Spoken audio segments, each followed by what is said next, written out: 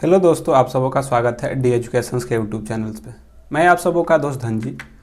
आज फिर से जुड़ चुके हैं हम लोग अपने एक नए सेशन के साथ, जिसका कि नाम है सुपर 25, जिसमें कि सुपर 25 में हम लोग सुपर 25 साइंस के क्वेश्चंस को देखते हैं, जिसमें से कि 25 क्वेश्चंस आपके साइंस के, 25 क्वेश्चंस आपके करंट अफेयर्स के होते हैं। और ये सारे क्वेश्चन जो हैं आपके ग्रुप डी से रिलेटेड हैं, जो कि आपके ग्रुप डी में पूछे जाने वाले जो सबसे महत्वपूर्ण क्वेश्चनों का संग्रह है, जो कि प्रीवियस ईयर्स में जो क्वेश्चंस पूछे गए हैं उन सारे क्वेश्चनों का यह संग्रह करके बनाया गया है। तो एक बार जल्दी से सभी लोग फटाफट से सभी के पास शेयर कर दें, ताकि सभी लोग जुड़ जाएं इससे और क्लास को हम लोग जल्दी से जल्दी स्टार्ट कर दें। तो एक बार जल्दी से सभी लोग के पास इसको शेयर करिए और क्लास को जल्दी से सभी को शेयर करिए मेरे भाई, ताकि क्लास को जल्दी से जल्दी स्टार्ट किया जा सके। तो फटाफट सबके पास शेयर करिए और क्लास को शेयर कर दीजिए, ताकि सभी लोग जुड़ जाए। सभी ग्रुप में अपने अपने शेयर करिए और अपने दोस्तों को जोड़िए। यह जो है आज का सेट जो है 43 नंबर सेट है। इससे पहले 42 सेट हो चुके हैं, वे सेट जो हैं जिनमें कि आपके सभी महत्वपूर्ण जो क्वेश्चंस हैं ग्रुप डी के 42 सेटों में देखा जा चुका है। करीब करीब 1500 क्वेश्चंस आपके जीके जीएस के और करीब करीब 1000 क्वेश्चंस आपके करंट अफेयर्स के, 800 से या 1000 के क्वेश्चन के करीब करीब आपके करंट अफेयर्स के आपको सुपर 25 के प्लेलिस्ट में मिल जाएगा, जिसमें कि करंट अफेयर्स और साइंस दोनों के दोनों हैं। और ये परीक्षा आपके ग्रुप डी के लिए सबसे महत्वपूर्ण है। तो जिन लोगों ने वीडियो को नहीं देखा है, वे लोग 42 वीडियो पीछे प्लेलिस्ट में है, जो कि आपको डिस्क्रिप्शन में मिल जाएगा और प्लेलिस्ट में भी जाके आप वहाँ से चेक कर सकते हैं। तो चलिए क्लास को ज़्यादा व्यतीत ना करते हुए क्लास को स्टार्ट करते हैं, और आज की क्लास में कौन कौन से क्वेश्चंस बने हैं उसको देखेंगे। तो then फटाफट से सभी लोग एक बार थम्स अप कर दें, और सभी के पास शेयर कर चुके हैं। तो चलिए स्टार्ट करते हैं। आज का पहला क्वेश्चन ये रहा, आइए बताइए जल्दी से कि जब विस्थापन प्रयुक्त बल के दिशा के लंबवत बल के द्वारा किया गया कार्य क्या होगा। मतलब कि जब विस्थापन का प्रयुक्त बल जो होता है दिशा के लंबवत कार्य के बल के द्वारा कार्य किया जाए तो उसको क्या कहते हैं, उदासीन, ऋणात्मक, शून्य या धनात्मक। जल्दी से फटाफट आंसर करेंगे कि जब विस्थापन और बल के बीच की जो दिशा है वे लंबवत रखा जाए, मतलब बल कहने का मतलब कि एफ, विस्थापन मतलब एस, और थीटा मतलब कि 90 डिग्री रखा जाए।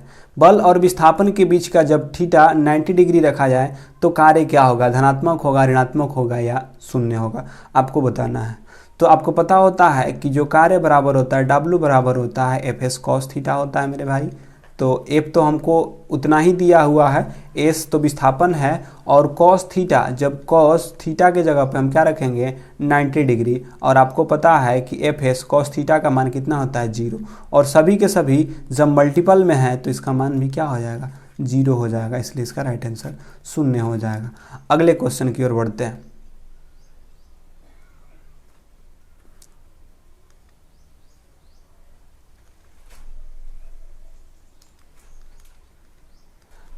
एक सेकेंड, चलिए जल्दी से इसको बताएंगे कि शक्ति W बराबर बोल रहा है कि शक्ति बराबर P बराबर W/T होता है। तो पूछ रहा है कि W का अर्थ क्या होता है। आपको बताना है कि W को किसके द्वारा व्यक्त किया जाता है। P बराबर W/T, तो W क्या है, तो आप सबों को पता है कि W कार्य होता है और T क्या होता है, समय होता है। तो आपसे पूछा था कि शक्ति यानी कि P बराबर W/T, शक्ति का मात्रा जो होता है वे क्या होता है, तो W कार्य है तो कहेंगे कि यह क्या है, कार्य है, जबकि T क्या है, समय है। शक्ति का मात्रा क्या होता है, वाट होता है। तो याद रखिएगा पावर का मात्रा को वाट होता है। अगला, 11 kg के वस्तु को जब भूमि से 5 मीटर की ऊंचाई पर हो तब इसमें निहित ऊर्जा जी का मान इतना है। तो बताइए कि कितना जूल कार्य करेगा। जल्दी से बताएंगे कि अगर 11 kg के एक वस्तु को जब भूमि से 5 मीटर की ऊंचाई पर हो तब इसमें निहित ऊर्जा कितना होगा। तो सबको पता है कि ऊर्जा के लिए दो तरह की ऊर्जा का हम प्रयोग करते हैं, एक तो गतिज ऊर्जा के रूप में हाफ mv², और स्थितिज ऊर्जा के रूप में हम mgh करते हैं। जिसमें m हो, g हो और h हो उसको हम mgh से प्रयोग करते हैं। तो आपका यहाँ पे m दे दिया हुआ है 11 kg, तो 11 kg ले लेते हैं, और h दिया है आपको 5 मीटर, 5 मीटर ले लेते हैं, और g का मान 9.8 मीटर प्रति सेकेंड स्क्वायर तो ले लेते हैं। और आपको पता है कि जो कनेक्टिक एनर्जी होता है और जो पोटेंशियल एनर्जी होता है, तो जो Pe होता है mgh होता है, यानी स्थितिज ऊर्जा बराबर द्रव्यमान, त्वरण और ऊंचाई का गुणनफल होता है। तो द्रव्यमान है मेरा 11 रख लेते हैं, ऊंचाई है 5 और g का मान है 9.8। और आपको पता होना चाहिए कि जो ऊर्जा होता है उस ऊर्जा का मात्रक जूल होता है, तो गुणा करने पर आपका 588 जूल आ जाएगा। कितना आ जाएगा? 588 जूल। तो कर लीजिएगा, इसका गुणा कितना आ जाएगा? 588 जूल। अगले क्वेश्चन की ओर बढ़ते हैं। 1 kg और 1 मीटर प्रति सेकेंड है, यहाँ पे सेकेंड इनवर्स नहीं दिया है, तो यहाँ पर ऐसे है कि 1 kg गुणे 1 मीटर प्रति सेकेंड स्क्वायर को क्या कहा जा सकता है? 1 न्यूटन, 1 पास्कल, 1 कूलाम या 1 जूल। जल्दी से बताएंगे कि क्या कहा जाता है। 1 kg और 1 मीटर प्रति सेकेंड को आप क्या कहते हैं? आपको पता होता है कि जूल जो होता है आपका किसका मात्रक होता है? तो कार्य और ऊर्जा का। किसका? कार्य और ऊर्जा का जो होता है मात्रक को भी क्या होता है? जूल होता है। कार्य का भी मात्रक जूल और ऊर्जा का भी मात्रक जूल होता है। जबकि कूलाम किसका मात्रक है? तो यह आवेश का मात्रक होता है। 1 कूलाम आवेश होता है आवेश का। पास्कल किसका होता है? तो पास्कल होता है दाब का। और न्यूटन किसका होता है? तो न्यूटन होता है बल का। दाब का कार्य के लिए तो आपको पता है कि W बराबर होता है Fs cos थीटा। ऊर्जा जो होता है, ऊर्जा तो अभी देखें दो प्रकार की ऊर्जा, स्थितिज ऊर्जा और कार्य, मतलब कार्य करने की क्षमता को जो होता है उसको ऊर्जा कहते हैं। तो mgh/t भी होता है। तो ऐसे सारे के सारे। दाब को तो पता है कि जो पास्कल होता है, प्रेशर जो होता है वे होता है बल बटे में क्षेत्रफल। जबकि न्यूटन जो बल होता है F बराबर होता है ma। मतलब कि क्या? द्रव्यमान गुणित त्वरण, और द्रव्यमान का मात्रक kg और त्वरण का मात्रक क्या होता है? मीटर प्रति सेकेंड स्क्वायर। और यहाँ पे आपका मीटर प्रति सेकेंड स्क्वायर, तो m, क्योंकि द्रव्यमान kg का मात्रक द्रव्यमान होता है m और मीटर प्रति सेकेंड a का है, तो F बराबर ma किसका होता है? बल का। और बल का मात्रक क्या होता है? 1 न्यूटन।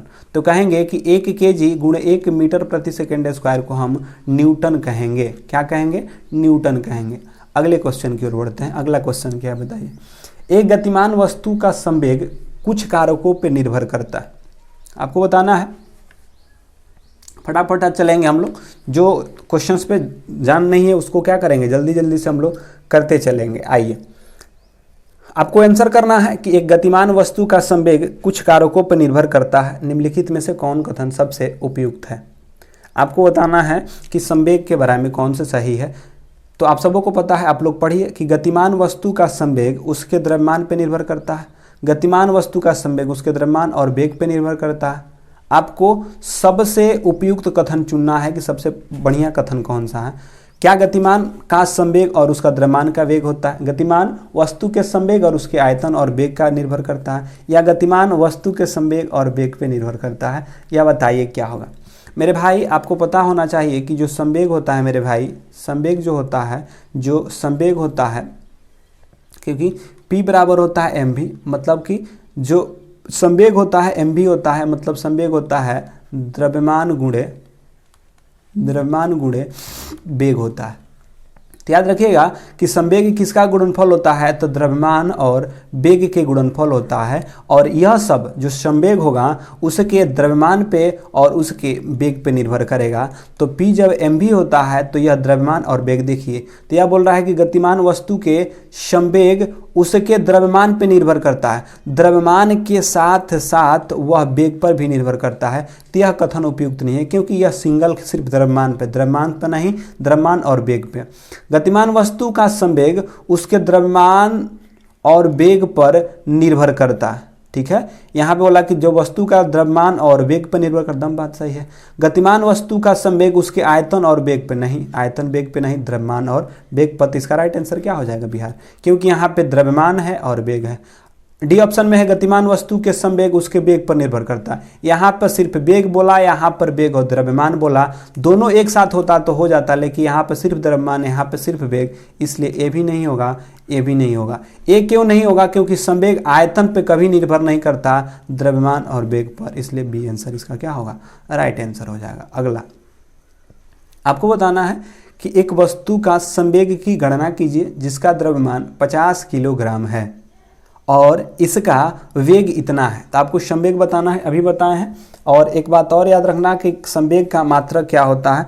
तो यहाँ पे सभी के सभी कुछ ऐसे हैं जैसे कि हम मीटर, यहाँ पे सेकेंड इन्वर्स होना चाहिए, यहाँ पर भी सेकेंड इन्वर्स होना चाहिए। यहाँ पे केजी मीटर, ठीक है, केजी मीटर प्रति सेकेंड है, केजी मीटर सेकेंड, केजी प्रति मीटर सेकेंड, या ऐसे करके है। तो आपको बताना है यहाँ पर केजी मीटर सेकेंड है, यहाँ पर केजी, ऐसे करके बताइए क्या होगा, जल्दी से बताइए। अभी बताएं आप लोगों को, क्योंकि आपको पता है कि P बराबर मेरे भाई होता है mv, संवेग यानी द्रव्यमान गुणे वेग। द्रव्यमान आपका कितना है? 50 है, और वेग कितना है? तो 6 है, ठीक है। वेग कितना है? तो यहाँ पर 1 है, ठीक है, वेग 6 है। तो आप करिएगा तो यहाँ तो 300 हो जाना है, लेकिन संवेग का मात्रक भी तो पता होना चाहिए।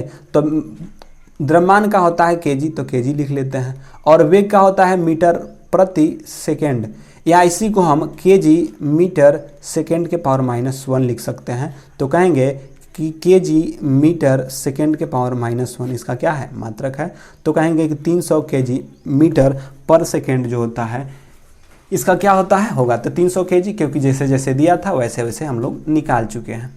अगले क्वेश्चन की ओर बढ़ते हैं, आप लोग इसका बताइए। और जो लोग लेट से जुड़ रहे हैं मेरे भाई, जो लोग लेट से जुड़ेंगे वो अपना घाटा करेंगे, क्योंकि हम लोग अब तेज़ी के साथ चल रहे हैं। जो इजी क्वेश्चंस आ रहे हैं, जो क्वेश्चंस आपको देखने को मिल सकता है, आप पहले जुड़िए, 9 बजे जुड़ जाइए, 9 बजे जुड़ जाइए, और आपका यह क्लास 10-15 होते होते या 10-20 होते होते या 10 होते होते क्या ख़त्म कर दिया जाएगा। यानी 1 घंटा 15 मिनट, 1 घंटा यानी कि 60 मिनट 75 मिनट के बीच में आपका क्लास को ख़त्म कर दिया जाएगा, साइंस और करंट अफेयर्स को। आप लोग को क्वेश्चन जैसे ही मिले आप लोग अपने क्या करिए, कमेंट बॉक्स में टाइप करने लगिए कि इसका राइट आंसर क्या होगा। और कमेंट बॉक्स में आंसर करने के बाद ध्यान से आप सुनिए ताकि आपको बेनिफिट हो सके, ठीक है। और एक और बात, जो पहली बार इस चैनल पे जुड़े होंगे, जो अभी लेट से जुड़ रहे हैं भाई मेरे, लाइक भी कर दो, और जो पहली बार जुड़े हैं भाई चैनल को सब्सक्राइब भी कर लेंगे, क्योंकि इसी प्रकार का कंटेंट जो होता है, मतलब कि जो ग्रुप डी से संबंधित, क्योंकि यह आपका चैनल जो डी एजुकेशन है अभी फुल्ली जो सपोर्ट कर रहा है वे ग्रुप डी के लिए, क्योंकि हम लोगों को ग्रुप डी के लिए अभी हम लोग इस पर तैयारी कर रहे हैं। बाद बाकी जब आएगा, जब ग्रुप डी का एग्ज़ाम बीत जाएगा, तब हम लोग किसी और के लिए भी इसको देखेंगे। अभी हम लोग एक टारगेट करके चले हैं कि ग्रुप डी के जितने भी बच्चे हैं सब लोग इससे जुड़े और उनको इससे फ़ायदा हो सके। आइए क्वेश्चंस पे चलते हैं। अब बोल रहा है कि ब्रह्मांड का प्रत्येक वस्तु एक अन्य वस्तु को एक बल के साथ आकर्षित करता है जो वर्ग के विपरीत अनुपाती होता है। किसके बीच के? उनके विपरीत अनुपात होता है, मतलब कि किनके बीच का जो है व्युत्क्रम अनुपाती होता है, आपको बताना है। तो मेरे भाई आपको पता होना चाहिए कि जब ब्रह्मांड में कोई 2 पिंड होता है तो 2 पिंडों के बीच m1 और m2 के बीच की दूरी के वर्ग के व्युत्क्रम अनुपाती और इनके बीच के द्रव्यमान के समानुपाती होता है। ऐसे चलता है, यही ना गुरुत्वाकर्षण होता है। क्योंकि जब अलग अलग पिंड के जब 2 वस्तुएं होंगे तो उनके बीच जो लगने वाले बल होते हैं उनके द्रव्यमान के गुणनफल के समानुपाती और उनके बीच के दूरी के व्युत्क्रम अनुपाती होता है, ठीक है। तो उनके द्रव्यमान के गुणनफल के समानुपाती और उनके बीच की दूरी के व्युत्क्रम अनुपाती होता है। इस बातों को भी आप ध्यान में रखेंगे, जिससे कि आपको आने वाले दिनों में सही आपको याद हो सके और सही रूप से इसका ध्यान से रहे। तो मेरे भाई पूछा है आपको विपरीत अनुपाती यानी कि व्युत्क्रम अनुपाती किसका होता है? उनके ऊर्जा की कोई चर्चा नहीं होती है। उनके बीच के द्रव्यमान के, उनके बीच वेग की भी इसमें कोई चर्चा नहीं है। इसमें 3 चीज़ें देखने को मिलती है, एक तो गुरुत्वाकर्षण नियतांक, द्रव्यमान और उनके बीच की दूरी, ठीक है।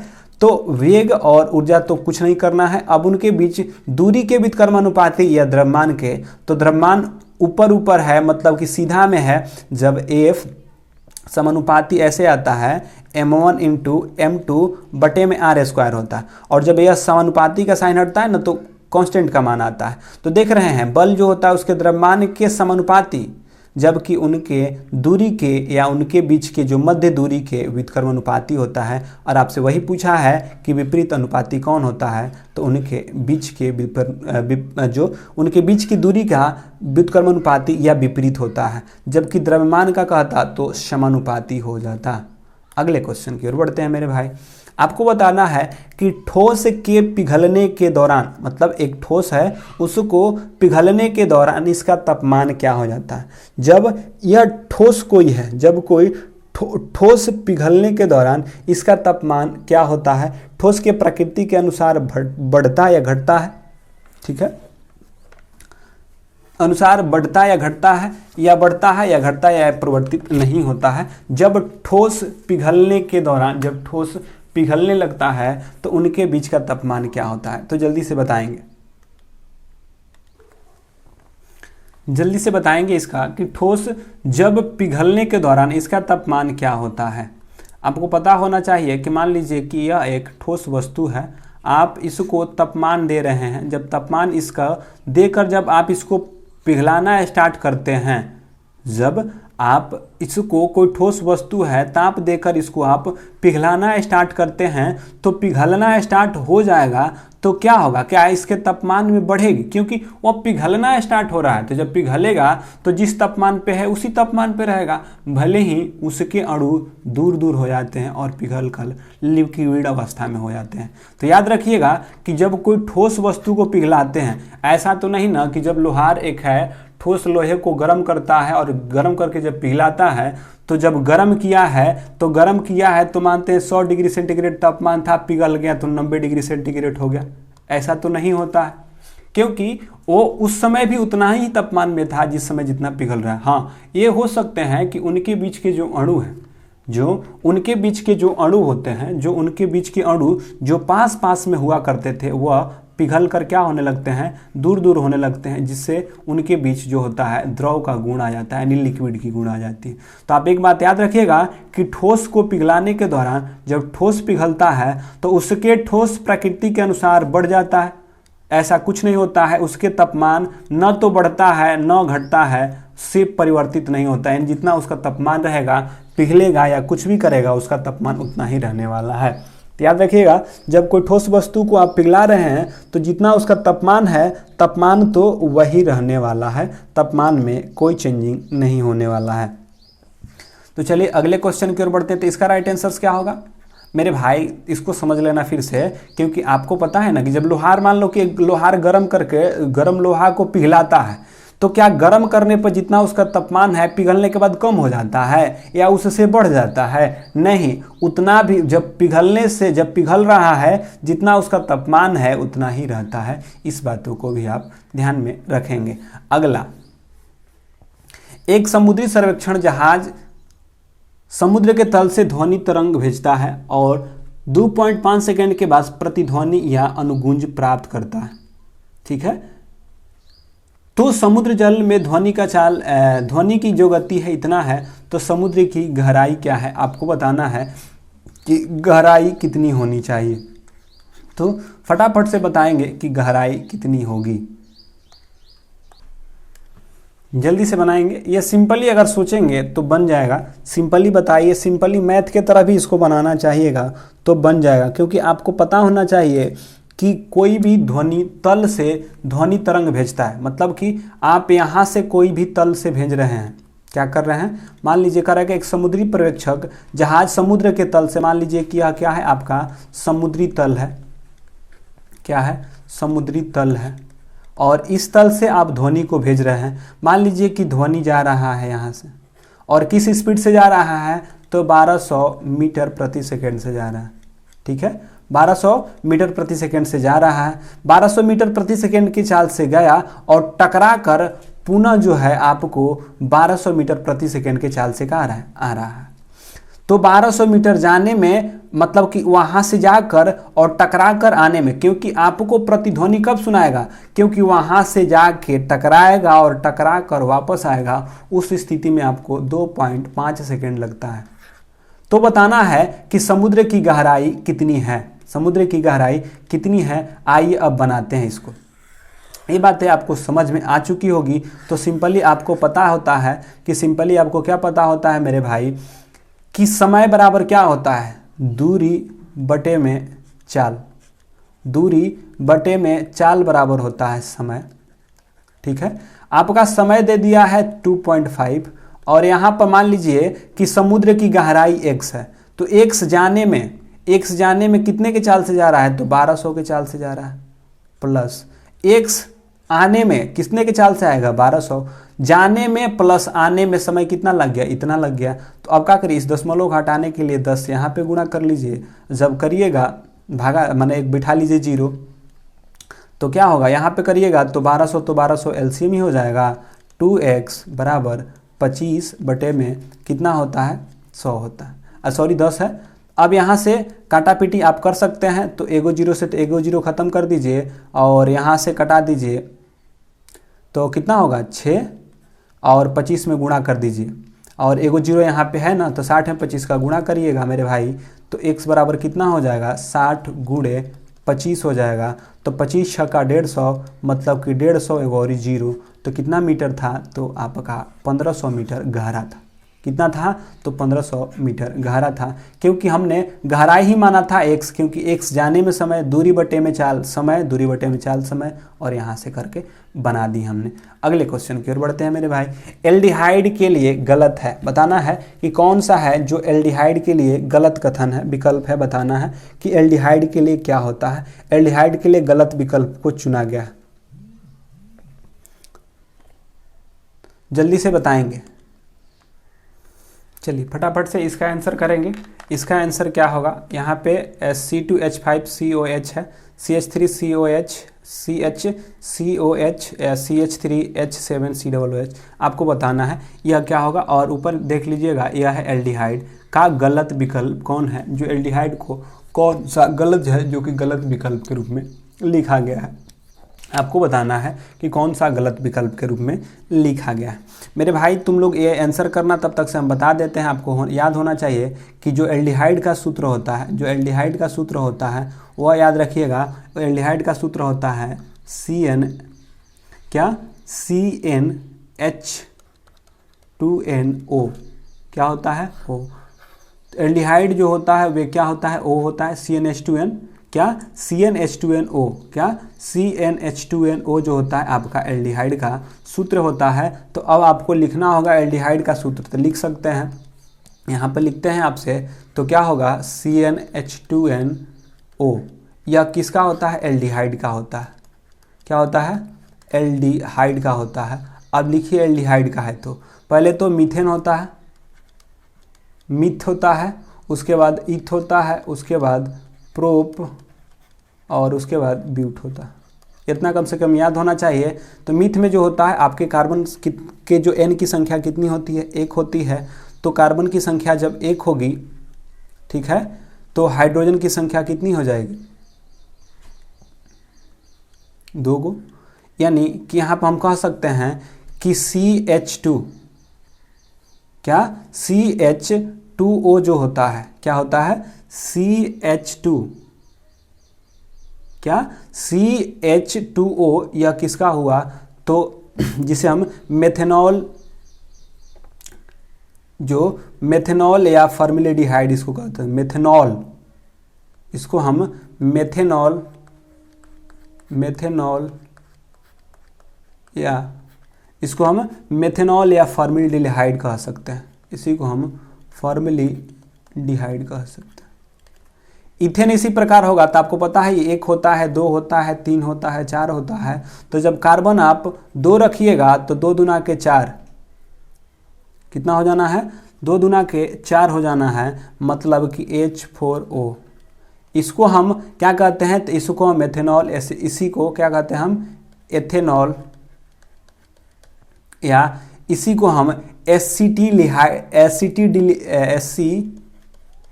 एसिटिलीडिहाइड, एसिटिलीडिहाइड भी कहा जाता है। ठीक है, उसी प्रकार अगर कार्बन 3 रखते हैं तो हाइड्रोजन कितना हो जाएगा, तो 3 दूना के 6 और ऑक्सीजन, तो यह जो होता है आपके प्रोपेनॉल हो जाता है।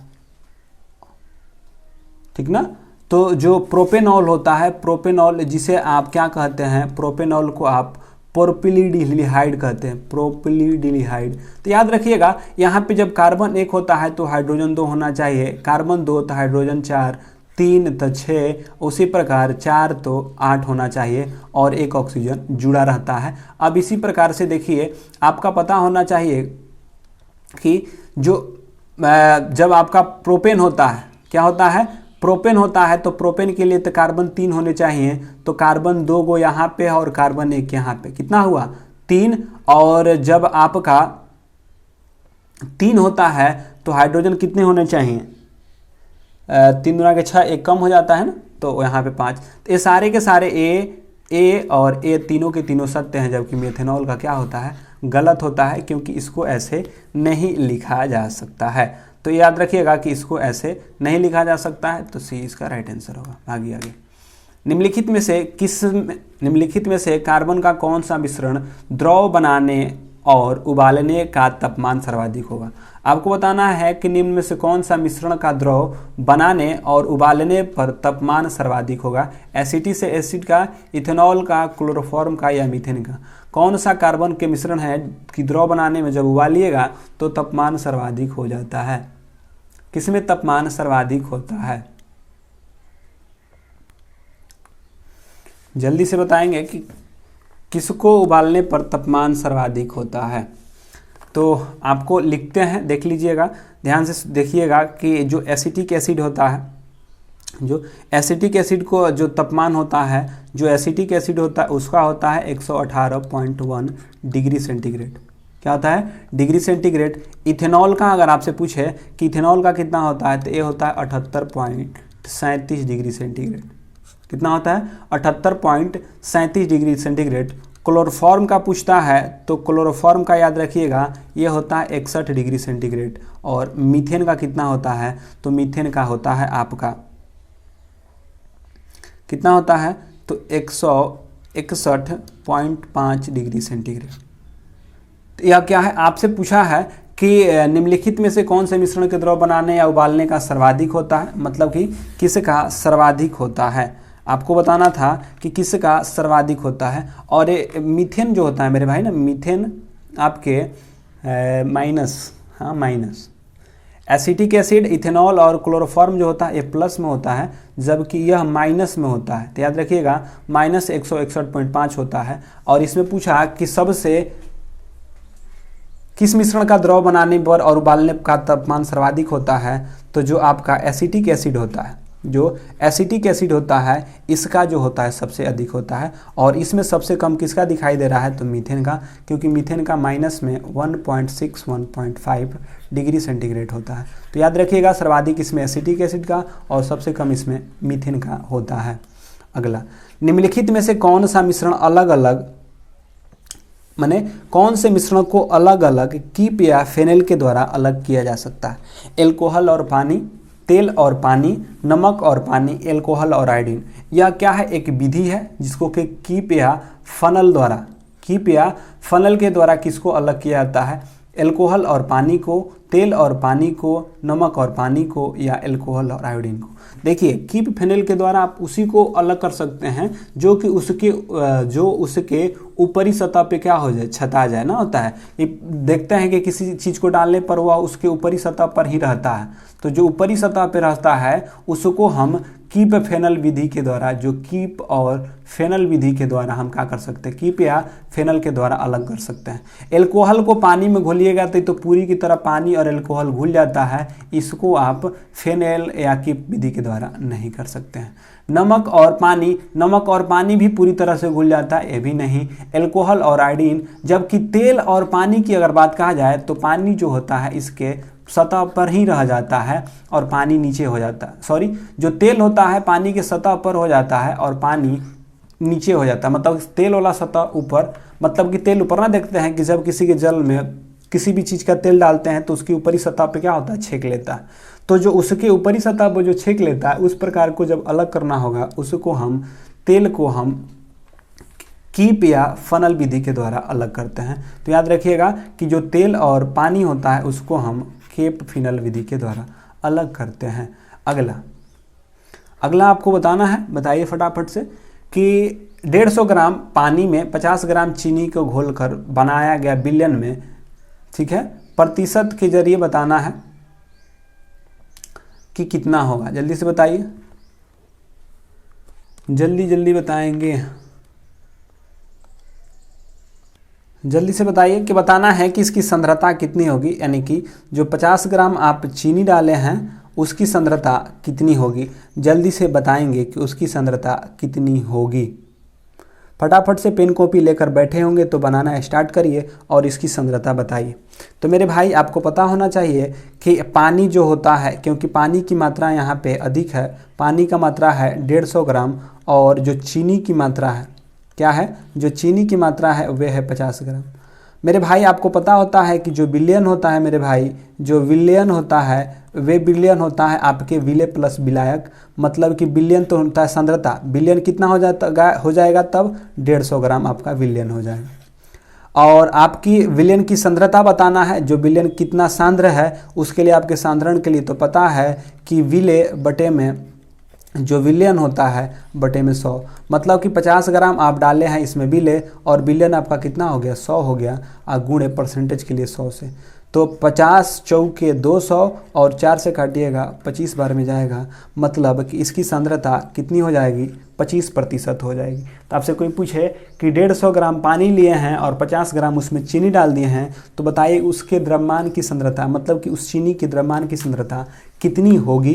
तो ये बातें आपको ध्यान रखनी होती है। तो यह कितनी होती है, तो 24 ना होके 25% होता है, तो याद रखिएगा। अगले क्वेश्चन की ओर बढ़ते हैं मेरे भाई, बताना है आपको,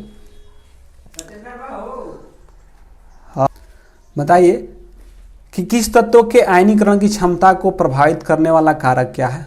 यहाँ पे अ नहीं है, ठीक है, आपको बताना है कि किसी तत्व के आयनीकरण की क्षमता को प्रभावित करने वाला कारक है उसके परमाणु आकार, उसमें न्यूट्रॉन, विद्युत ऋणात्मकता या इलेक्ट्रॉन बंधुता। आपको बताना है कि जो उसको आयनीकरण की जो क्षमता होती है, आयनीकरण की जो क्षमता होती है, क्षमता को कौन प्रभावित करता है, परमाणु का आकार, न्यूट्रॉन या विद्युत ऋणात्मकता या इलेक्ट्रॉन बंधुता। आपको बताना है कि कौन जो है यह प्रभावित करता है। तो जल्दी से बताइए आयनीकरण, जल्दी से बताएंगे कि क्या होगा, फटाफट से इसका आंसर बोलिए, जल्दी जल्दी से आंसर करिए, इसका क्या होने वाला है।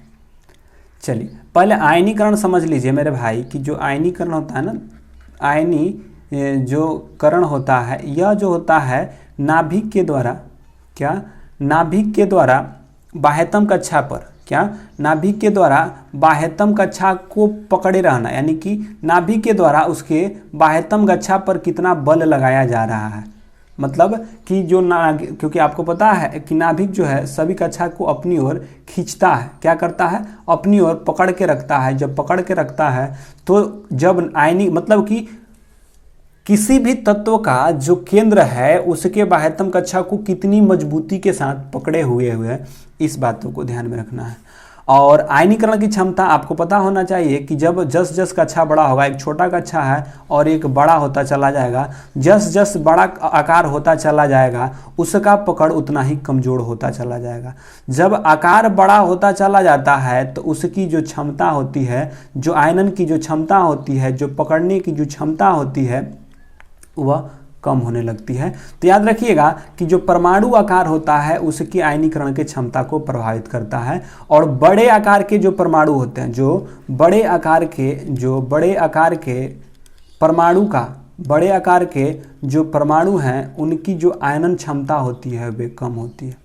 क्या होती है, आयनन क्षमता कम होती है, मतलब कि बड़े आकार के परमाणु की आयनन क्षमता कम होती है क्योंकि उस पे पकड़ जो होता है कम होती है, उसको अच्छी तरह से पकड़ नहीं बना पाता है। जबकि वहीं छोटे आकार की अगर परमाणु हो जाएगी, छोटे आकार की अगर परमाणु है छोटे आकार की अगर परमाणु है तो इसका छोटे आकार के परमाणु का जो आयनन क्षमता है वे अधिक होता है। तो आयनन क्षमता उसके परमाणु आकार पे निर्भर करता है। जो बड़ा होगा उसका आयनन क्षमता कम, जो छोटा होगा उसका आयनन क्षमता अधिक होगा। इस बातों को भी आप ध्यान में रखेंगे।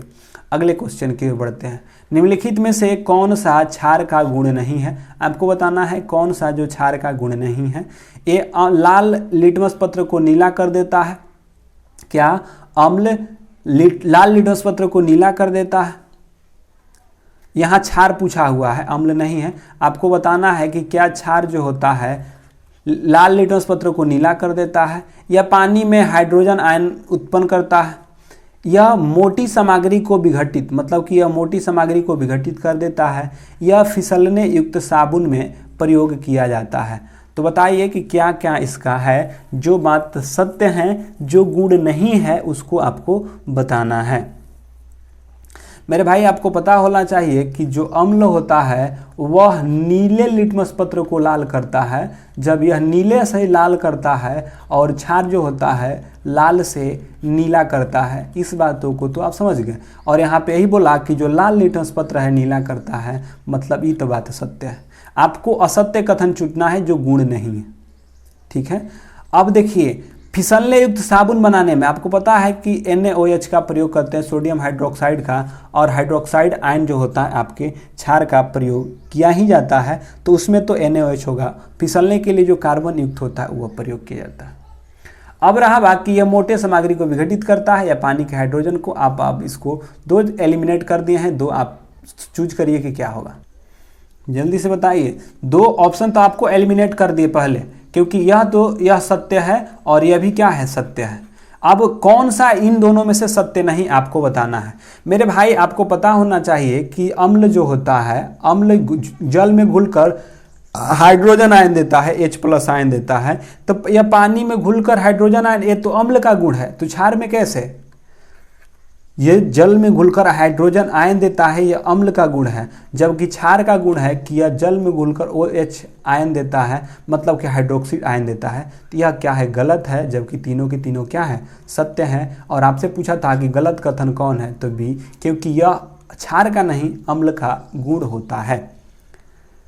निम्न तत्वों में से कौन सा एक अपचायक कारक नहीं है? आपको बताना है कौन सा जो है एक अपचायक कारक नहीं है। जस्ता, क्लोरीन, कोक या सोडियम। आपको बताना है कौन सा एक अपचायक कारक नहीं है।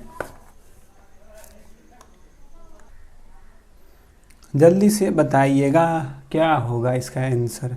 मेरे भाई कल आपको बताए होंगे अपचायक। मेरे भाई आपको हमेशा बताते हैं, क्या बताते हैं पता है आपको? हाँ, तो पता होना चाहिए मेरे भाई कि बताते हैं ऑक्सीडेशन। ठीक है, या इसी को हम ऑक्सीकरण कहते हैं, या इसी को हम उपचयन कहते हैं, या इसी को हम अपचायक कहते हैं, या इसी को हम अकारक कहते हैं। ये बात आपको बताए हैं तो कहिएगा कि हाँ आपको तो बताए हैं लेकिन हमको याद नहीं है। तो कैसे याद होगा? एक वीडियो को सिर्फ आप एक बारी में देखिएगा तो याद होगा? नहीं होगा, क्योंकि आपको एक वीडियो को कम से कम 3 से 4 बार देखना होता है। आज पढ़ाए वह वीडियो आपको अब सोच रहे हैं कि जैसे कि कोई वीडियो आज क्लास करा दिए हैं, लेकिन आप लोग सोच रहे हैं कि एक ही बार में देखे हैं और हम क्या हो गए हैं, दम राजेंद्र प्रसाद हो गए कि एक बार देखे, चाहे भव्य हो गए हैं कि एक बार देखेंगे तो याद ही याद है। अबे मेरे भाई, एक वीडियो को एक बार देखने में किसी का भी याद नहीं होता। इस वीडियो को आज देखो, उसके बाद 7, 15, 30 हमेशा बताते हैं 7, 15 और 30। आज पढ़ो, 7वां दिन पढ़ो, 15वां दिन पढ़ो और 30वां दिन पढ़ो, उसके बाद इसको पढ़ो मत। तो 7, 15 और 30 के अगर क्रम में याद रखोगे तो याद हो जाएगा। ऑक्सीकरण को ही हम ऑक्सीडेशन, ऑक्सीकरण उपचयन या अपचायक या अकारक। तो अपचायक कारक नहीं है, मतलब कि ऑक्सीडेशन। ठीक है, कौन सा इसमें ऑक्सीडेशन कारक नहीं है, मतलब 3 ऐसे होंगे जो कि ऑक्सीडेशन कारक होंगे और 1 ऐसे होंगे कि जो नहीं होंगे। कौन सा इसमें ऑक्सीडेशन कारक नहीं है बताना है। अब चाहे कि अब कुछ भी मान लीजिए, तो आपको पता है ना कि ऑक्सीकरण में जो होता है उसको बताते हैं RAIL, remove of hydrogen, hydrogen निकाल दो, ऑक्सीजन जोड़ दो, addition of oxygen, increasing of oxidation number और लॉस ऑफ इलेक्ट्रॉन। ठीक है, यानी कि जिससे इलेक्ट्रॉन का त्याग करने की जिसमें गुण होता है उसको हम, या जिसमें ऑक्सीजन गुणने के गुण होता है, तो मेरे भाई क्या सोडियम को इलेक्ट्रॉन त्याग करने का गुण होता है? तो कहेगा कि हाँ देता है, एक बाहरी कक्षा में होता है दुदान करता है, तो सोडियम इलेक्ट्रॉन तो देता है, मतलब इसमें अपचायक ऑक्सीकरण या अवकरण सोडियम में हो सकता है। जस्ता भी देता है, इसमें भी हो सकता है, लेकिन क्लोरीन लेता है, क्लोरीन लेता है, क्लोरीन देता नहीं है। क्लोरीन का होता है 17 इसको चाहिए क्योंकि 2 8 7 है, हर हालत में लेगा, जो लेगा वे ऑक्सीकरण नहीं कहलाता है, जो अपने इलेक्ट्रॉन को त्याग करता है वह ऑक्सीकरण कहलाता है। ऑक्सीकरण को ही हम अपचायक कारक कहते हैं या अकारक कारक कहते हैं या उपचयन कहते हैं या ऑक्सीकरण कहते हैं। इन बातों को आपने समझ लिया होगा। तो क्लोरीन इलेक्ट्रॉन लेता नहीं है, देता नहीं, लेता है, जो लेता है उसको अपचायक नहीं उपचायक कहते हैं। तो यह क्या है? क्लोरीन उपचायक है, इसलिए यह आंसर हो जाएगा। को भी हम अपचयन के रूप में प्रयोग करते हैं। आइए अगले क्वेश्चन की ओर। जंतु कोशिका में वृक्क को यांत्रिक समर्थन प्रदान करने के लिए एपिथीलियम इसकी आंतरिक परत पर निर्मित करता है। क्या आयत फल की यानी क्यूबाइडल, ग्रंथिमय, साल की या स्तंभाकार? आपको बताना है कि जो जंतु कोशिका में वृक्क को यांत्रिक समर्थन प्रदान करने के लिए एपिथेलियम इसकी आंतरिक परत पर निर्मित करता है। क्या आयत फल की यानी क्यूबाइडल, ग्रंथिमय, साल की या स्तंभाकार? आपको बताना है कुल मिला के कि जो वृक्क होता है, जो किडनी होता है, उसको किस प्रकार के उत्तक का प्रयोग किया जाता है। चलिए, तो मेरे भाई मेरे दोस्त, ये आपको याद होना चाहिए कि हम आपको बताए थे कि जो यांत्रिक रूप से जो वृक्क होता है उसको क्यूबाइडल एपिथेलियम उत्तक का प्रयोग किया जाता है। किस प्रकार का? क्यूबाइडल एपिथेलियम उत्तक का। तो यह क्यूबाइडल एपिथेलियम या आयती फलकीय होता है। तो किस प्रकार के एपिथेलियम का प्रयोग करते हैं? तो क्यूबाइडल उत्तक का प्रयोग किया जाता है। अगले क्वेश्चन की ओर बढ़ते हैं। आरएनए का पूर्ण रूप क्या होता है? सबको पता है। डीएनए का पूर्ण रूप क्या होता है? सबको पता है। डीएनए के डायऑक्सी राइबो न्यूक्लिक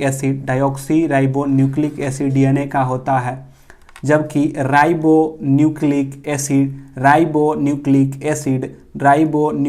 एसिड यह किसका होता है? तो आरएनए का होता है। राइबो न्यूक्लिक एसिड ये किसका होता है? तो आरएनए का होता है। तो राइबो न्यूक्लिक एसिड किसका हुआ? आरएनए का पूर्ण रूप हुआ। रूट टिप या सूट टिप कौन सा उत्तक बनाता है? ट्यूब ट्यूब, फ्लोएम उत्तक, स्क्लेरेन्काइमा या विभाज्य उत्तक? आपको बताना है कि रूट टिप और सूट टिप को कौन सा उत्तक, मतलब कि कौन सा उत्तक पाया जाता है? रूट टिप या सूट टिप में कौन सा उत्तक पाया जाता है? ट्यूब ट्यूब, फ्लोएम या स्क्लेरेन्काइमा या विभाज्य उत्तक? जल्दी से बताएंगे। रूट टिप या shoot tip? Root tip, shoot tip बताइए कौन सा उत्तक में होता है? जल्दी से फटाफट से आंसर करिए, क्योंकि आप सबों को पता होता है कि क्या है क्या नहीं है। तो बताइए रूट टिप और सूट टिप।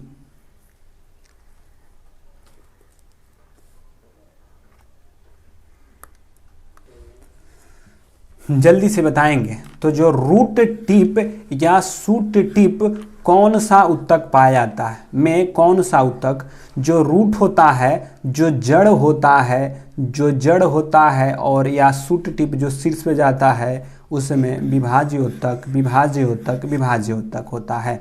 अगला, मनुष्य या मेमेलिया वर्ग से संबंधित जिसमें कि एक में से कौन सा एक नहीं है, जो कि वह कौन सा है? बताइए कौन सा है जो स्तनधारी नहीं है? चूहा, बिल्ली, छिपकली या सूअर? बताइए कि कौन सा जो है आपके स्तनधारी वर्ग में नहीं आती है।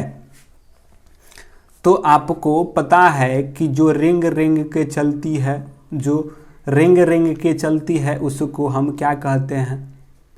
जो रेंग के चलती है उसको क्या कहते हैं? चूहा है, बिल्ली है, छिपकली है? बताइए क्या कहेंगे उसको, जल्दी से बताइए।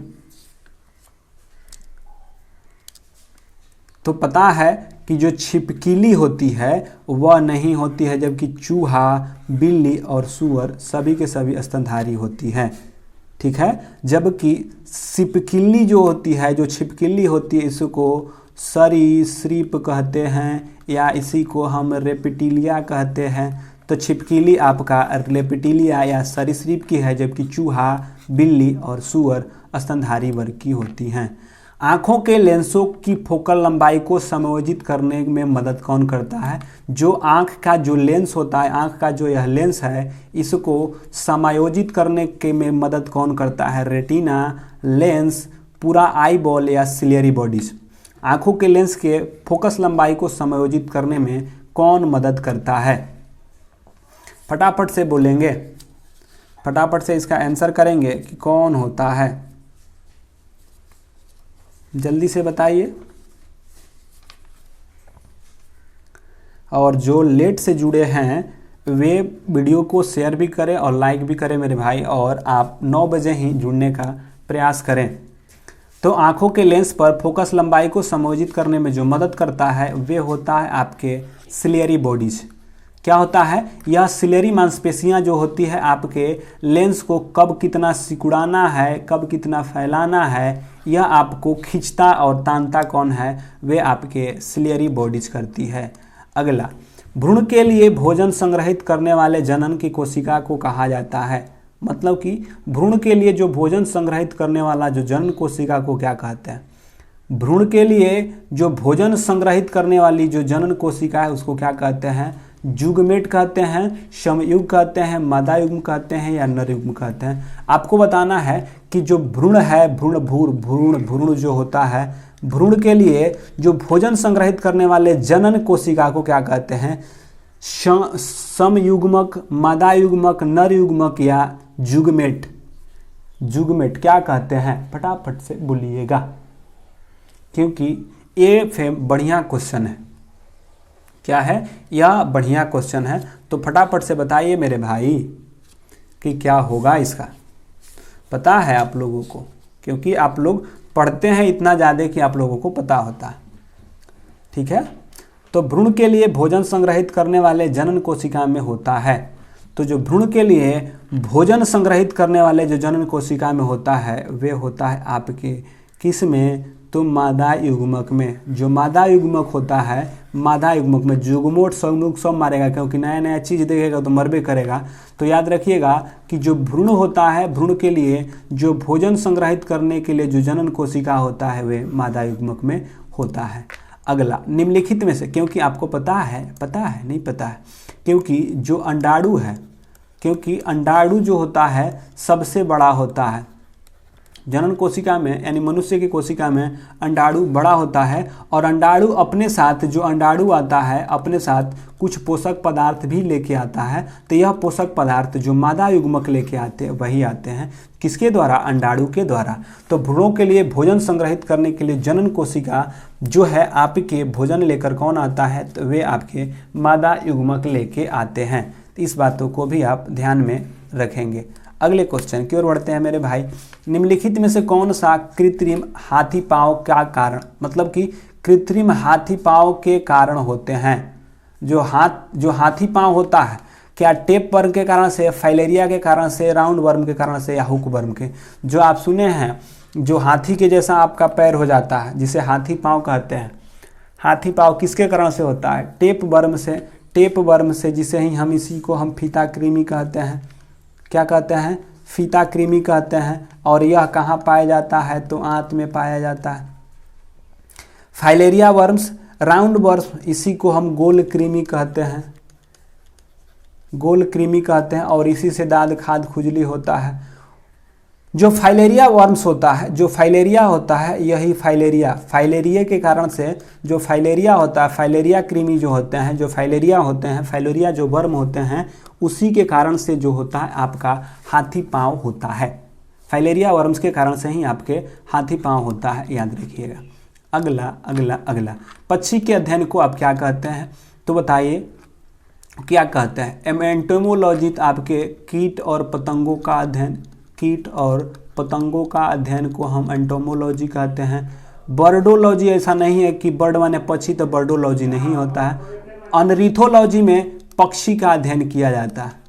हार्पेटोलॉजी, हमको लगता है हार्पेटोलॉजी के अंतर यकृत का अध्ययन किया जाता है। क्लियर कर लीजिएगा, एक बार देख लीजिएगा, हमको लगता है कि वही होता है हार्पेटोलॉजी। तो पक्षी में अनरिथोलॉजी, तो पक्षी के लिए अनरिथोलॉजी होता है। ये थे आपके आज के साइंस के क्वेश्चंस। अब हम लोग देखने वाले हैं करंट के क्वेश्चंस कि करंट के कौन कौन से क्वेश्चंस आज के हैं। तो एक बार जल्दी से सभी लोग लाइक एंड शेयर करके फिर से जुड़ जाइए, क्योंकि अभी हम लोग ने साइंस देख लिया है। जिनको लगता है कि करंट अफेयर्स नहीं आता है ग्रुप डी में, तो वो क्लास छोड़ के जा सकते हैं, क्योंकि ग्रुप डी में साइंस तो आएगा ही आएगा। जब तक करंट नहीं धरिएगा तब तक से आपका रिजल्ट नहीं होने वाला है। तो जितना आपका करंट धरना है, क्योंकि साइंस तो आप पकड़िएगा ही पकड़िएगा, करंट को भी पकड़ना है। तो एक बार सभी लोग स्कोर शेयर करेंगे। उसके बाद जो लोग पहली बार होंगे, जो नया नया होंगे इस पे, भाई मेरे चैनल को सब्सक्राइब कर लीजिएगा, क्योंकि इस चैनल पे हम लोग ग्रुप डी कंटेंट से प्रोवाइड करा रहे हैं। ये हम लोगों का आज का क्या 43वां वीडियो शायद होगा, 43वां वीडियो है। 42 वीडियो इससे पहले हो चुका है, और 42वां वीडियो का आपका प्ले लिस्ट जाइएगा, प्ले लिस्ट वहाँ पे सुपर 25 का प्ले लिस्ट है। वहाँ पे यह वीडियो लेकर 43 वीडियो दिखाई देगा। तो 1 से लेके 43 तक वीडियो होंगे, और 1 से 43 तक वीडियो को आपका करिए।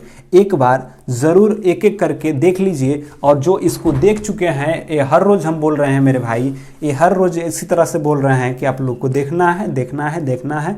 भले ही आप लोग नहीं देख रहे हैं, तो नहीं देख रहे हैं तो मेरी इसमें कोई दिक्कत नहीं है, क्योंकि जिस दिन एग्ज़ाम होगा उस दिन हम बताएंगे कि कौन से सेट से कौन सा क्वेश्चन आया है। तब बताएंगे कि क्या आपने यह क्वेश्चन बनाया है या नहीं बनाया है। क्योंकि ग्रुप डी का एग्ज़ाम होने दो, और उसके बाद बताएंगे कि देखो यह क्वेश्चन आपका यहाँ से था, और यह क्वेश्चन नंबर इतना है, और इस सेट में दिया गया है। तो मेरे भाई ऐसा नौबत ना आए कि सिर्फ उस समय हम बताएं कि यह क्वेश्चन इस सेट में है, और उस सेट को तुमने नहीं पढ़ा है और नहीं बना के आया, तो उस समय बड़ी दुख की बात होगी कि हम बोल रहे थे पढ़ने के लिए, लेकिन आप पढ़े ही नहीं। तो आपका क्या होगा, तो आपका क्या होगा, होता है ना, तेरा क्या होगा रे कालिया, वही हाल है।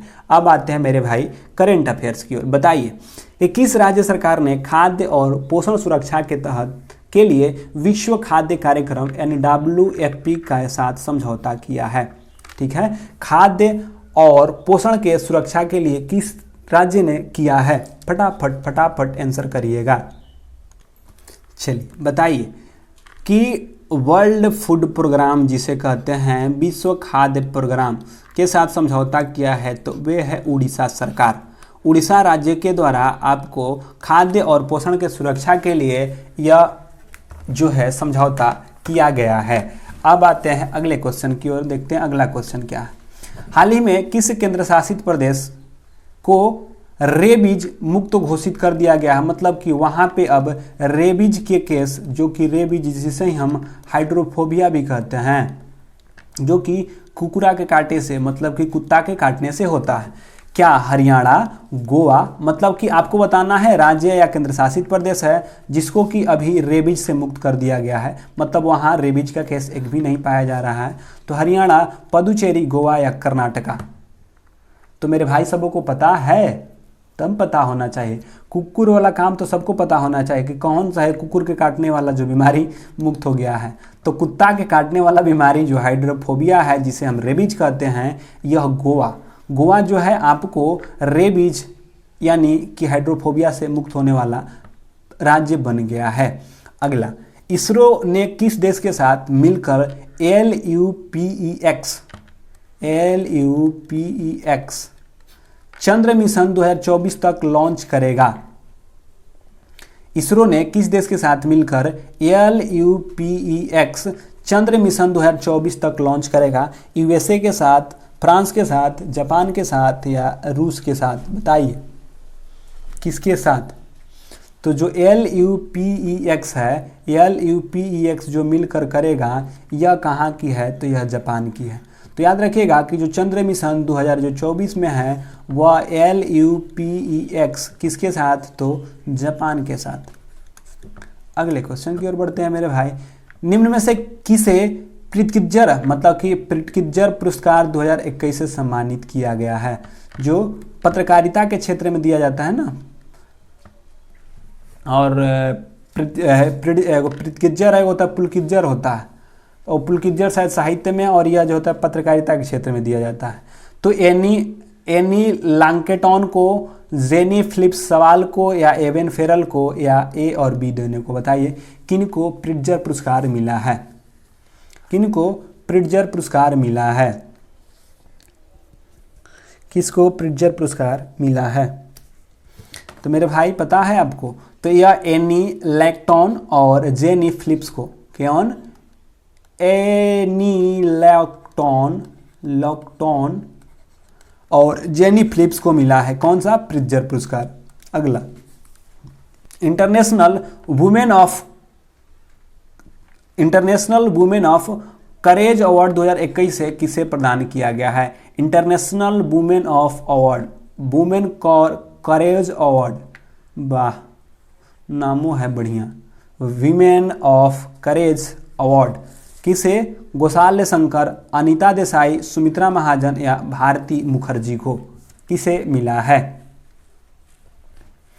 ये मिला है, किसको मिला है? तो बताइए जल्दी से। वीमेन ऑफ करेज अवार्ड्स, तो ये मिला है गोसाल्या शंकर को। किसको मिला है? गोसाल्या शंकर को मिला है वीमेन ऑफ करेज अवार्ड।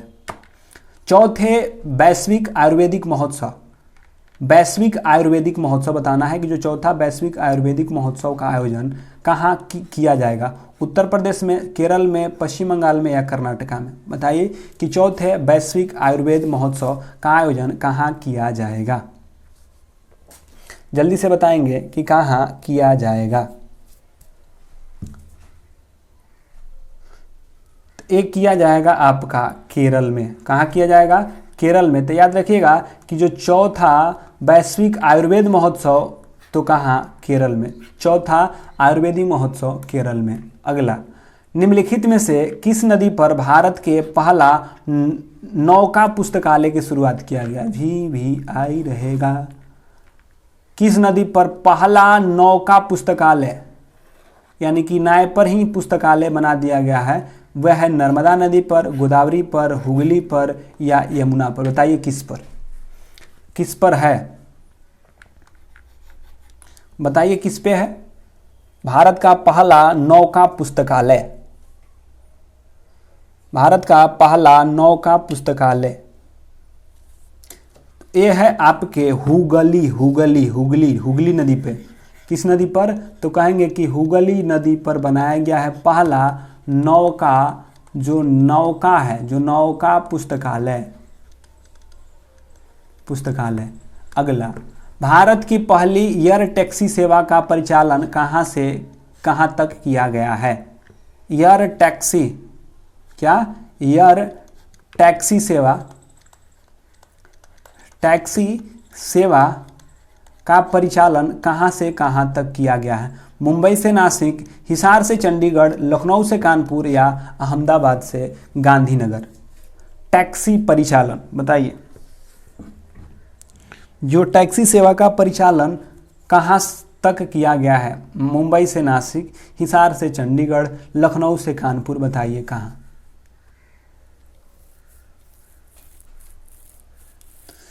तो जो भारत का पहला एयर टैक्सी सेवा की जो परिचालन है वह आपके हिसार से चंडीगढ़, हिसार जो हरियाणा में है, हिसार से चंडीगढ़ में। तो एयर टैक्सी सेवा कहाँ से? तो हिसार से चंडीगढ़ में किया गया है। अगला, किस राज्य सरकार ने कालबेलिया आर्द्रभूमि को पक्षी अभ्यारण्य बनाने की घोषणा किया है?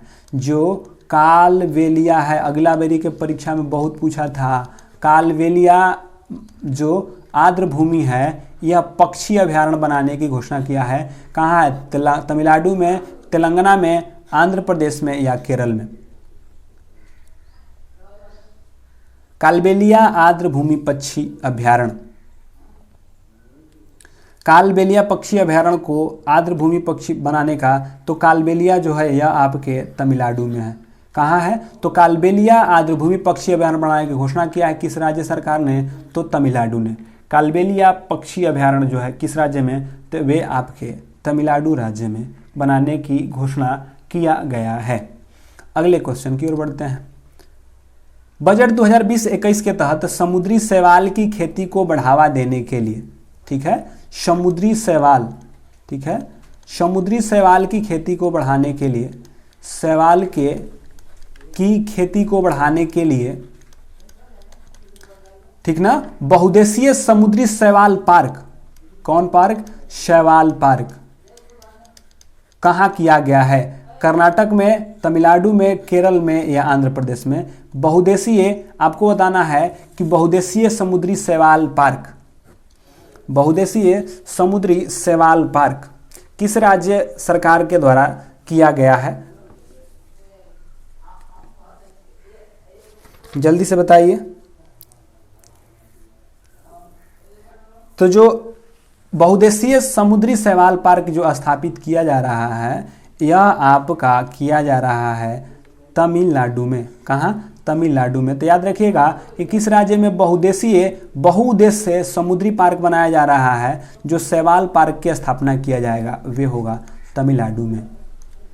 अगला, किस राज्य सरकार ने चिराग परियोजना के लिए, किस राज्य सरकार ने विश्व बैंक के साथ, पहला, चिराग परियोजना के लिए विश्व बैंक के साथ $100 मिलियन की साझेदारी किया है? चिराग योजना के लिए जो है $100 मिलियन की साझेदारी किया है विश्व बैंक के साथ। चिराग परियोजना, तो जो चिराग परियोजना है, जो चिराग परियोजना है यह आपके परियोजना जो है आपका छत्तीसगढ़ की परियोजना है। तो चिराग परियोजना में, तो चिराग परियोजना कहाँ की है? तो यह आपके छत्तीसगढ़ की है, तो याद रखिएगा छत्तीसगढ़ की। अगला, 21 जून 2021 को मनाया गया अंतर्राष्ट्रीय योग दिवस का थीम क्या था? आपको बताना है कि जो 21 जून को मनाया गया है, जो 21 जून को मनाया गया है इसका थीम क्या रखा गया था? Yoga for wellbeing, yoga with family, yoga for heart, yoga for life. बताइए कि जो 21 जून का अंतर्राष्ट्रीय योग दिवस था यह क्या था? जल्दी से बताएंगे। तो बताए हैं, कई बार बता चुके हैं, 3-4 बार ये क्वेश्चन आ चुका है कि जो 21 जून को मनाया गया है जो योग दिवस, इसका थीम था योगा फॉर वेलबींग। क्या? वेलबींग, योगा फॉर वेलबींग, ठीक है, योगा फॉर वेलबींग यह किसका है? तो यह आपका अंतर्राष्ट्रीय योग दिवस का थीम है। अगला, अंकटाड द्वारा जारी रिपोर्ट के अनुसार सर्वाधिक एफडीआई प्राप्त करने वाला देश भारत का स्थान कौन है? मतलब कि अंकटाड के द्वारा जारी रिपोर्ट के अनुसार सर्वाधिक एफडीआई प्राप्त करता देशों में भारत का स्थान कौन है? मतलब कि कौन से देश में जो एफडीआई फॉरेन जो डिपॉजिट इन्वेस्टमेंट होता है, जो विदेश से जो इन्वेस्टमेंट आता है, इसमें भारत का कौन स्थान है जहाँ से कि सबसे अधिक माने कौन स्थान पे है? चौथा जो है, चौथा है, यहाँ पे छठा होना चाहिए, छठा, पांचवा या नौवा, बताइए कौवा है? जल्दी से बताएंगे। तो कहेगा कि एफडीआई निवेश में भारत का स्थान 5वां है। क्या है? फॉरेन डिपॉजिटरी इन्वेस्टमेंट जो होता है वे में भारत का स्थान कौन है? 5वां है। पोलैंड ओपन 2021 में किस भारतीय महिला पहलवान ने स्वर्ण पदक जीता है? आपको बताना है कि जो पोलैंड ओपन है, पोलैंड ओपन में 2021 के भारतीय महिला पहलवान के रूप में किसने स्वर्ण पदक जीता है? किसने स्वर्ण पदक जीता है भारतीय महिला पहलवान के रूप में? किसने? पूजा ढंढा, विनेशा फोगाट, अलका तोमर, बेबिता फोगाट। कौन है? पोलैंड ओपन में महिला पहलवान ने स्वर्ण पदक जीता है। पोलैंड में जो हुआ महिला पहलवान ने स्वर्ण पदक जीता है, तो यह आपके विनेशा फोगाट के द्वारा जीता गया है। किसके द्वारा? तो विनेशा फोगाट के द्वारा जीता गया है। किसके द्वारा? विनेशा फोगाट के द्वारा जीता गया है। अगला, भारतीय नौसेना ने किसके साथ पहली बार संयुक्त अभ्यास संपन्न हुआ है? बताइए। बताइए किसके साथ? किसके साथ है? और बताइए जल्दी से। तो जो यह आपका जो युद्धाभ्यास है, जो युद्धाभ्यास संयुक्त युद्धाभ्यास है, यह यूरोपीय संघ के द्वारा किया गया था। किसके द्वारा? यूरोपीय संघ के द्वारा किया गया था। आपको अगला क्वेश्चन बताना है कि जून 2021 में किसने ईरान के राष्ट्रपति का चुनाव जीता? मतलब कि ईरान के राष्ट्रपति कौन हैं, कौन बन गए हैं? इब्राहिम रासी, बरहाम सुलेही, हसन रूहानी या नफ्ताली बेनेटा? नफ्ताली बेनेटा या क्या होंगे? जल्दी से बताएंगे।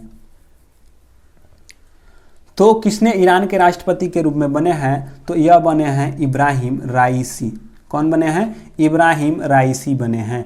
तो ईरान के राष्ट्रपति का चुनाव इब्राहिम राइसी बने हैं। हाल ही में किस देश ने अपने नागरिकों के लिए वैक्सीन पासपोर्ट जारी किया है? वैक्सीन पासपोर्ट को जारी करने वाला देश कौन बन गया है? कैसा? तो वैक्सीन पासपोर्ट जारी करने वाला जो है देश कौन बन गया है? चीन, जापान, अमेरिका या ब्रिटेन?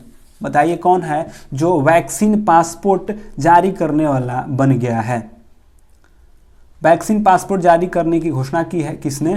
तो यह आपके जापान के द्वारा। किसके द्वारा किया गया है? तो जापान के द्वारा किया गया है।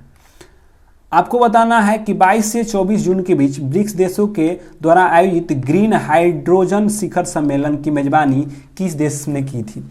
ब्राजील ने की थी। ब्राजील ने, भारत ने, रूस ने, यहाँ पे रूस ने या आपको दक्षिण अफ्रीका ने? बताइए। ब्राजील, रूस, भारत या दक्षिण अफ्रीका? यहाँ पे आपके ब्रिक्स देश द्वारा आयोजित ग्रीन हाइड्रोजन शिखर सम्मेलन, क्या नाम है उसका? ग्रीन हाइड्रोजन, क्या है? ग्रीन हाइड्रोजन शिखर सम्मेलन की मेजबानी किस देश द्वारा किया गया है? ब्राजील, रूस, भारत या दक्षिण अफ्रीका? बताइए। तो ये आपके भारत के द्वारा। तो आपसे पूछे कि बताइए ग्रीन हाइड्रोजन शिखर सम्मेलन का आयोजन किसके द्वारा किया गया? तो भारत के द्वारा किया गया। नई शिक्षा नीति के तहत किस राज्य सरकार के द्वारा मुख्यमंत्री राइज स्कूल योजना की शुरुआत किया गया? कौन सा योजना है? तो राइज स्कूल योजना की शुरुआत किया गया है। तो याद रखिएगा, राइज स्कूल योजना की शुरुआत मध्य प्रदेश के द्वारा, असम के द्वारा, केरल या उत्तर प्रदेश? बताइए कि नई शिक्षा नीति के तहत किस राज्य सरकार के द्वारा मुख्यमंत्री राइज स्कूल योजना की शुरुआत किया गया है? जल्दी से बताएंगे। और मेरे भाई, जब वीडियो ख़त्म हो जाएगा ना, वीडियो 1-2 मिनट में ख़त्म हो जाएगा, तो जो वीडियो जब ख़त्म हो जाएगा तो आप लोग कमेंट बॉक्स में फीडबैक दे के जाएंगे, और जो लोग लाइक नहीं किए हैं वे लाइक करके जाएंगे, और बाकी लोगों के पास अपना शेयर कर दीजिएगा ताकि वो भी इस वीडियो को देख सके। वीडियो देखने के बाद आप लोग शेयर जरूर करिए ताकि अधिक से अधिक लोग इसको देख सकें। तो कमेंट बॉक्स में ज़रूर आंसर करिएगा, बताइएगा कि यह सेशंस कैसा लगा। तो नई शिक्षा नीति के तहत किस राज्य सरकार के द्वारा मुख्यमंत्री राइज स्कूल योजना की शुरुआत किया गया है? मध्य प्रदेश के द्वारा, असम के द्वारा, केरल के द्वारा, उत्तर प्रदेश के द्वारा? बताइए।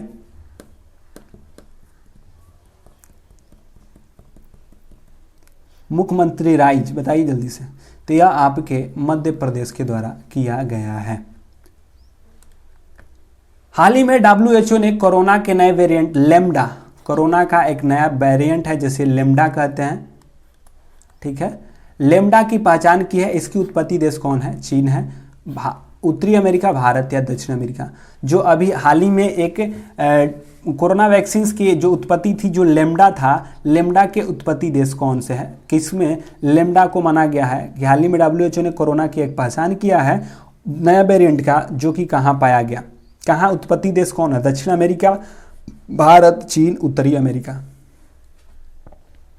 और आप सबको पता होता है कि यह क्लास सोमवार से लेकर शनिवार तक ही होता है और रविवार का क्लास नहीं होता है। तो रविवार को आप याद रखिएगा कि रविवार को क्लास नहीं होगा और नहीं होता है, ठीक है। सोमवार से शनिवार तक रात्रि 9 बजे जुड़ते हैं, 9 से 10:15 तक हम लोग ख़त्म कर लेते हैं, ठीक है। तो जो यह लेम्डा वेरिएंट जो है, जो लेम्डा वेरिएंट है यह दक्षिण अमेरिका, डेल्टा वेरिएंट तो भारत में आया था, तो जो लेम्डा वेरिएंट है यह कहाँ है, दक्षिण अमेरिका में है। किस राज्य सरकार के द्वारा कृषि विविधीकरण योजना 2021 की शुरुआत किया गया है? कृषि में जो विविधीकरण योजना है उसकी शुरुआत किया है गुजरात सरकार के द्वारा, महाराष्ट्र, राजस्थान या कर्नाटक के द्वारा। आपको बताना है कि किस राज्य सरकार के द्वारा विविधीकरण योजना की शुरुआत किया गया है, गुजरात, महाराष्ट्र, राजस्थान या कर्नाटका। तो जो यह आपके कृषि विविधीकरण योजना है यह आपके गुजरात सरकार के द्वारा किया गया है, ठीक है। अब बताइए इसको। हाल ही में माइक्रोसॉफ्ट के चेयरमैन के रूप में किसे नियुक्त किया गया आपको बताना है, अरुण कुमार मिश्रा को, सत्य नडेला को, अनूप चंद्रा को या टीवी नरेंद्रन को। आपको माइक्रोसॉफ्ट के चेयरमैन, जो माइक्रोसॉफ्ट के जो होते हैं कि इसके चेयरमैन कौन बन गए हैं, अरुण मिश्रा है, अनूप चंद्रा है, टीवी नरेंद्रन है, कौन बन गए हैं बताइए। यह फेमस रहेगा क्योंकि यह आपसे क्वेश्चन बनेगा, क्योंकि माइक्रोसॉफ्ट के चेयरमैन के रूप में किसे नियुक्त किया गया है, तो यह है आपके सत्य नडेला। हाल ही में आयोजित विश्व टेस्ट चैंपियनशिप के संबंध में कौन सा कथन सत्य है? यह टेस्ट चैंपियनशिप पहली बार आयोजित किया जा रहा है और न्यूजीलैंड ने भारत को हराकर यह खिताब जीत लिया है और अंतिम मैच का आयोजन ऑस्ट्रेलिया में किया गया था। बताइए कि जो विश्व टेस्ट चैंपियनशिप हुआ, विश्व टेस्ट चैंपियनशिप में कौन सा कथन सत्य है? 1, 2 या केवल 2 या 2 या 3 या सभी के सभी कथन सत्य हैं।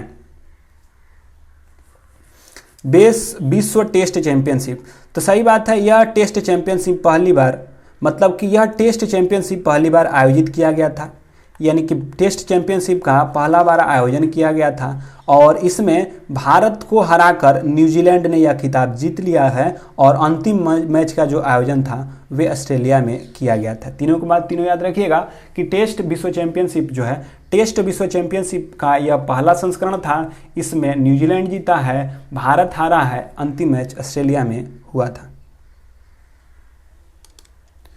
हाल ही में किस देश को FATF के ग्रे लिस्ट में शामिल किया गया है? फिलिस्तीन को, ईरान को, इजराइल को या फिलीपींस को? किसको FATA एक संस्था है, मतलब कि प्रतिबंधित है, जो कि ग्रे लिस्ट में शामिल कर दिया है, फाइनेंशियल एक्शन टास्क फोर्स, जिसे FAT का फुल फॉर्म होता है फाइनेंशियल एक्शन टास्क फोर्स। तो किसको ग्रे लिस्ट के सूची में डाल दिया है? तो किसको ग्रे लिस्ट के सूची में डाला है? तो यह आपके फिलीपींस को। किसको? जो फिलीपींस है इस देश को, FATF को हाल ही में FATF ने, जो यानी कि फाइनेंशियल एक्शन टास्क फोर्स है, इसको ग्रे लिस्ट के सूची में डाल दिया है। और यह है आज का लास्ट क्वेश्चन। और लास्ट में जाते जाते आप लोग कमेंट करना न भूलेंगे और लाइक जो लोग नहीं किए हैं लाइक कर देंगे मेरे भाई, और शेयर भी करेंगे। और कल से संख्या आपको बढ़ाना है। हर रोज़ यही बोलते हैं कि संख्या आप लोग बढ़ाइए, लेकिन आप लोग कहाँ बढ़ाने वाले हैं, आप लोग संख्या नहीं बढ़ाते हैं। तो मंगोलिया के सर्वोच्च नागरिक पुरस्कार order of the polar star से किस भारतीय को सम्मानित किया गया है? यह आपका रिपीटिंग क्वेश्चन है। बताइए कि ऑर्डर ऑफ पोलर स्टार से किस भारतीय को सम्मानित किया? RK सांभरवाला, रतन जी टाटा, अमर्त्य सेन या सलमान रुश्दी? तो आपको पता है कि जो मंगोलिया के सर्वोच्च सम्मान है उससे सम्मानित होने वाले RK सांभरवाला हैं। कौन है? RK सांभरवाला हैं। तो आप लोग याद रखिएगा कि क्या कि यह थे आज के आपके लास्ट क्वेश्चंस थे। तो आप लोगों का क्लास जो होता है कब से कब होता है? तो सोमवार से लेकर शनिवार तक होता है। इस बातों को आप जानते हैं। तो सोमवार से शनिवार तक क्लास होगा और रविवार का क्लास नहीं होता है।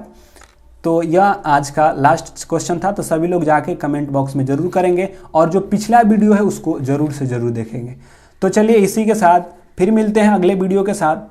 तब तक के लिए goodbye, take care, bye bye, शुभ रात्रि।